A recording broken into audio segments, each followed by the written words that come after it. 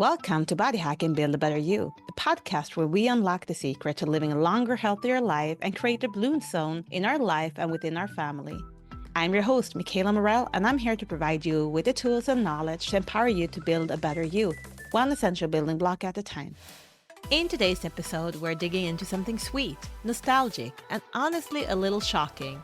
We're talking about Girl Scout cookies. Now, before you start rolling your eyes and think, oh, come on, it's just cookies, stick with me. This episode is not about guilt or judgment. It's about awareness. It's about waking up to what we're normalizing and how that may be affecting our kids, our health, and our communities more than we realize. I want to remind you that this podcast is for educational and entertainment purposes only. Read the disclaimer in the show notes, and I want to remind you to always consult your healthcare provider if you plan to make any dietary changes. Hi guys, today I want to start with a story. And it's not always easy to commit that you did wrong.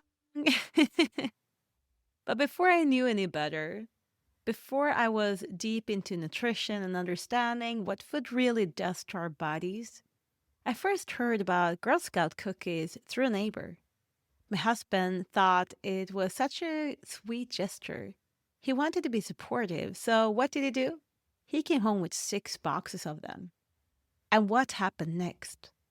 I sat down and, no joke, I ate almost an entire box myself that same evening. I couldn't stop.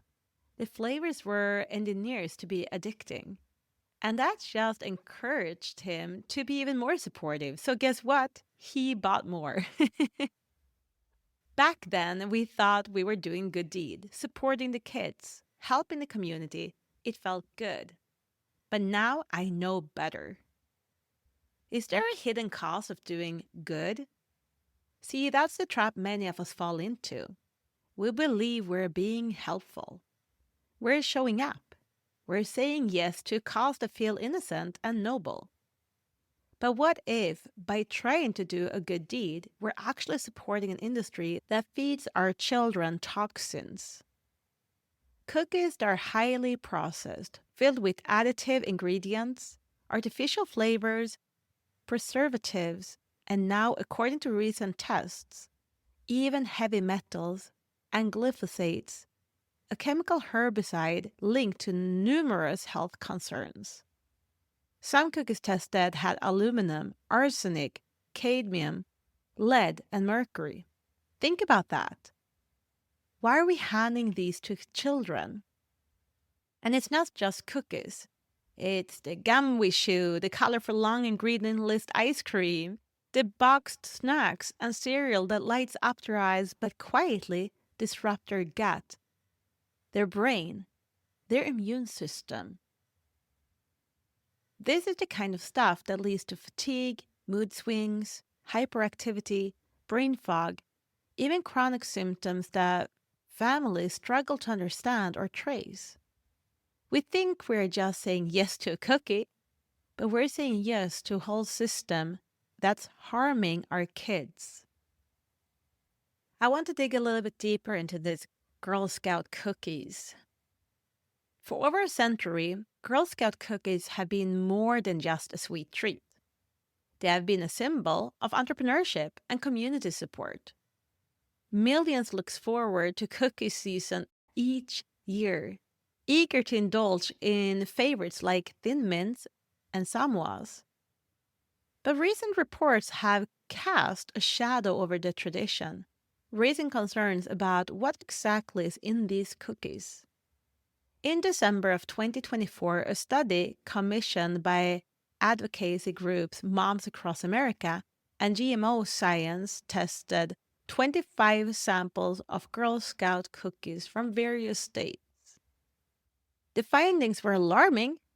All samples contained at least 4 out of 5 tested heavy metals: aluminum, arsenic, cadmium, lead, and mercury.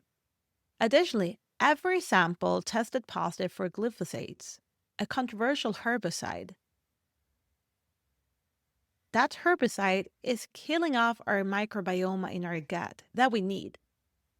Notable, Thin Mints show the highest levels of glyphosate, while peanut butter patties had significant concentration of toxic metals. These revelations led to a class action lawsuit filed back in March 2025 against Girl Scouts of the United States and their cookie manufacturers. The suit alleges that the organization failed to disclose the presence of these harmful substances, potentially violating consumer protection laws. The plaintiffs are seeking $5 million in damages and are demanding that warning labels will be added to the cookie packages. The Girl Scout organization responded promptly to these allegations. In a statement released in February of 2025, they assured consumers that their cookies are safe to consume and comply with all federal regulations and food safety standards. They emphasized that trace amounts of heavy metals and glyphosates can occur naturally in the environment and are commonly found in many food products. Like it would be okay to have it in their cookies just because you can find it in other food products as well. But here's the thing, there are no safe amounts of lead for kids. And the more we're eating processed foods, the higher the values. And it's not only Scout Girl cookies that are prompting us to eat processed foods. We're going to talk a little bit more about the problems around that. And we're also going to get into the school culture. And of course, we have other so-called experts weighing into the controversy. There's always these people that want to calm us down, say it's okay, a little bit is not harmful. But when looking at what the government and what the people behind the food industry is trying to tell us is that a little bit is no problem. But where has that taken us? Looking into the society today, the average person is not average healthy.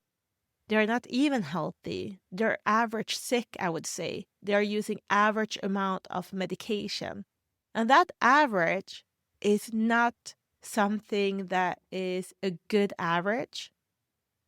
It's an abnormal average.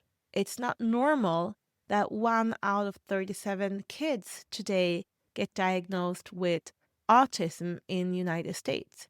That's not normal. That's not an average we want. We want healthier kids. We want healthier adults. We want a healthier population. And if we want to become healthier, we cannot listen to the people that say, oh, but it is within the regulation of what it's allowed to contain, because those regulations are not counting on you eating it for breakfast, lunch, dinner, and evening snack. As of now, the lawsuit is still pending and further investigation may provide more clarity on the matter. We'll keep you updated as more information becomes available. But Girl Scout cookies are just one part of the problem. We see it in every organization, even in our schools. And don't even get me started on schools. We have schools encouraging kids to bring in cereal box coupons to raise money. It sounds harmless, even fun, but do you see the message? Go to the store, hunt for processed packed food, collect the coupons to support your school. The more junk food you buy, the more you help. How twisted is that? This has become so normalized that we rarely stop to ask, why should we sacrifice our health in order to be supportive? Why do we need to eat sugar, food dyes, and preservatives just to fund programs that should be rooted in wellness? Let me say this clearly. I love that Girl Scouts teaches entrepreneurship. I absolutely support giving young girls the tools to lead, to learn, to create. But does it have to be with processed food that damage the very community they are learning to serve? What if we still support them but in different way? What if we just donate directly to their troop? What if they offered services like car washes, home-baked treats instead, made with clean ingredients, and not the box one? Or created fundraisers like family fun nights or workshops? Or why not walk or run together and create a drive for some cause? What if the whole point was to build skills and build health, not trade one for the other? Here's what I want to leave you with today. Sometimes doing good requires doing different. It requires questioning traditions, even the ones wrapped in kindness and nostalgia.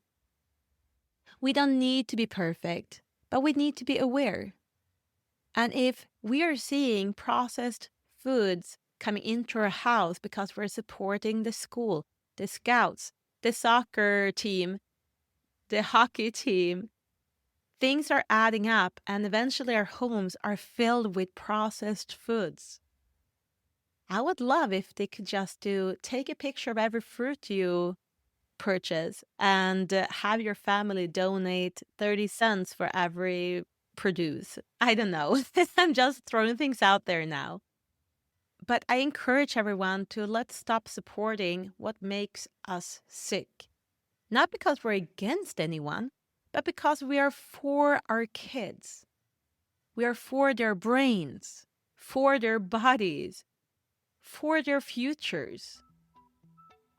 If this episode stirred something in you, share it with a friend. Let's start a conversation.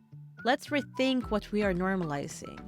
And let's build a better world, one ingredient, one habit, one decision at a time. Because together, we can make a change.